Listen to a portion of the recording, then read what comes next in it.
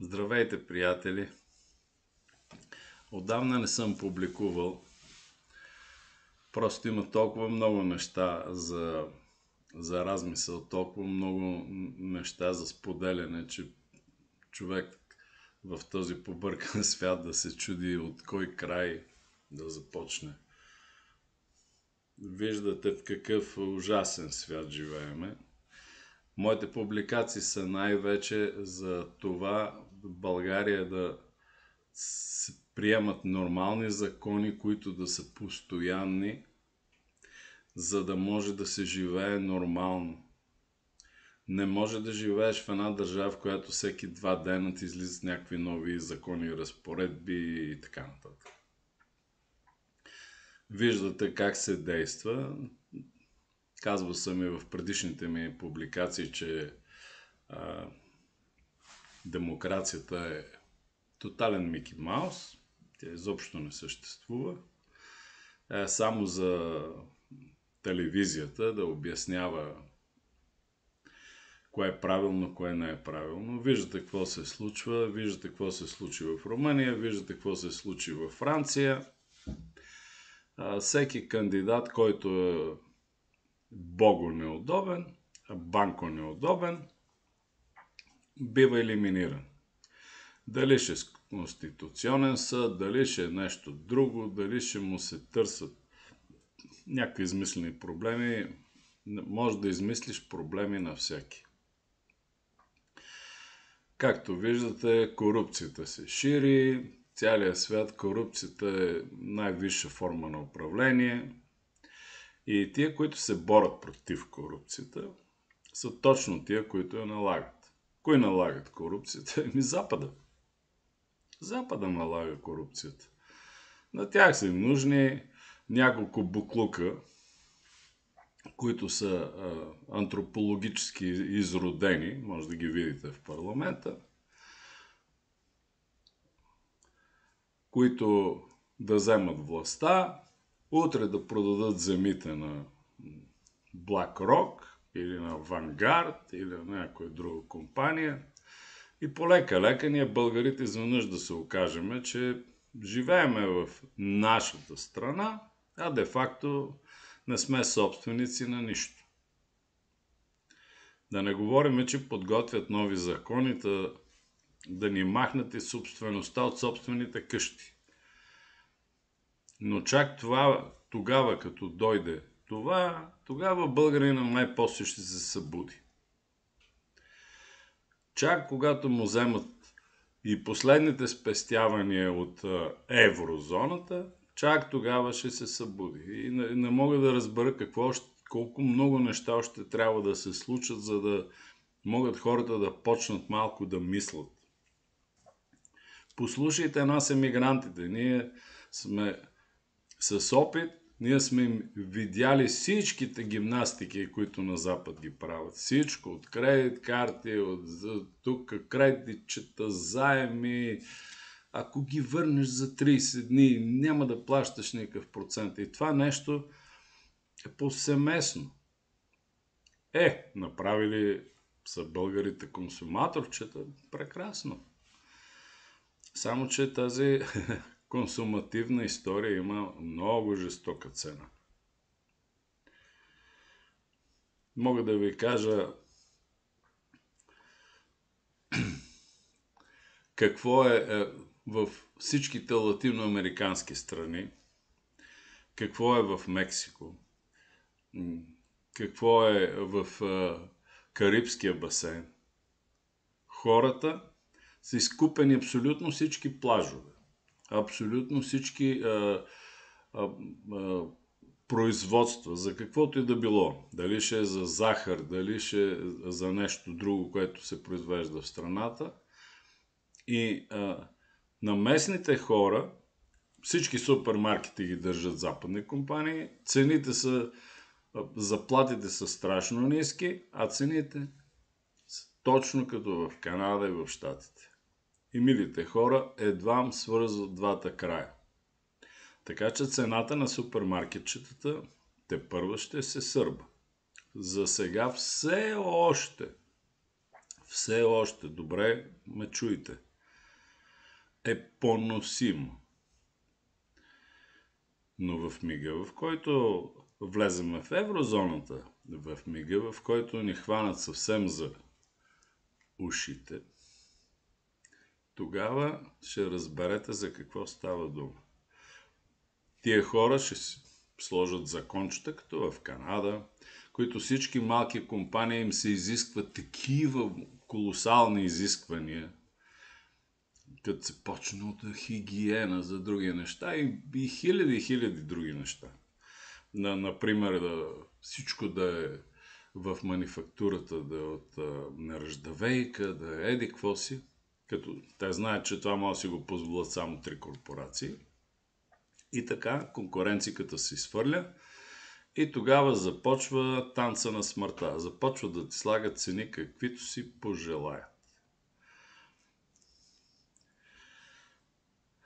Друго, исках да ви разкажа 2 случая, специално за Украйна. Разбирам, че скачам от тема на тема, понеже изморих се по цял ден да слушам по радиото, по телевизията, така, за руската агресия, за свободата на Украйна и други неща. Имам много близки приятели, украинци и украинки. И въпреки всичко, ще ви кажа 2 случая. Единият е от един англофон в Монреал. Отивам там да му правя една естимация и гледам вързал едно жълто и едно синьо парцалче на едно дърво. Викам, какви са ти парцалчета там? Ами, ние сме партисипен, ние така, нали, да участваме. Викам, добре, понеже Кебек е една също така измислена държава, колкото и Украйна. Викам, знаеш, че Кебек 2 пъти правим референдуми за отделяне от Канада. Викам, ти си англофон, нали? Той вика, да. И викам, ако кебекарите вземат властта, нали, сещаш, че трябва да се изнасяш от тази провинция. Да, викам, добре. Представи си, че Кебек се отдели от Канада и Квебек направи алианс с Русия и Русия инсталира ядрени ракети в Монреал, в Кебек Сити. И той вика, как така? Американците никога няма да го позволят. Пиленце.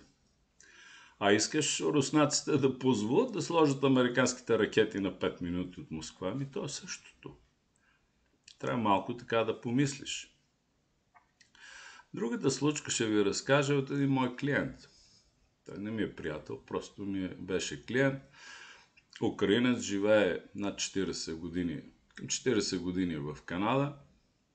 Леон, компания строителна, вътре имаше украинци, руснаци, таджици, че един българин.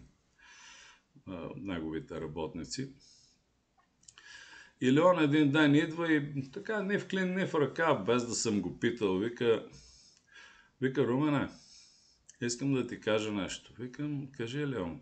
Той вика, аз съм чист украинец. Цялата фамилия са украинци. Нямам, нали, никакви такова руски корени. Но вика, аз съм за Путин. Викам, защо? Той вика, гледай сега, като бях в казармата 85-та година, преди да замина за Канада, вика, бях в Украйна. И, нали, излизаме отпуска, сме с униформите на червената, на съветската армия. По това време, още Съветския съюз. И викаме, какво? Той вика, вие не знаете какво е национализъм. Викам, какво имаш предвид, бе? Той вика, бяха ни забранили да излизаме отпуска по-малко от 3 човека и 3 човека не трябваше да се делиме цял ден. Защото ако останеш сам, те намират в гората, обесен, с отрязан език, уши, нос и други работи и висиш на едно дърво. Само защото, без значение си украинец, само защото ходиш с униформа на съветската армия. Вика, това е фашизъм и това е национализъм, който вика хората не го разбират. Сега вие си правете изводите от там нататък за какво става за специалната операция. Тук какви глупости слушам всеки ден по радиото, по телевизията. Това е самата истина, мили хора. Другото, което си върнах лентата в Канада, беше понеже съм бил много против тъй наречения възродителен процес и така нататък на уния години, че аз в Канада видях почти същото. В Квебек има language police. В Квебек е забранено да се напише, примерно, надписа на компанията на английски. Или ако се напише, трябва да е с френски букви по-голями и по-мънички букви отдолу да са английски. Всички знаци на улиците, макар че си в Канада, която е двуязична, всичко е написано на френски. Като дойдат туристи от щатите и от другите провинции, се чудят как да се оправят. Задължаваха ни трябвало да си говорим помежду си на френски, excuse me, там където аз работех, всички си говорихме на английски. Защото бяха италианци, филипинци, българи, англофони.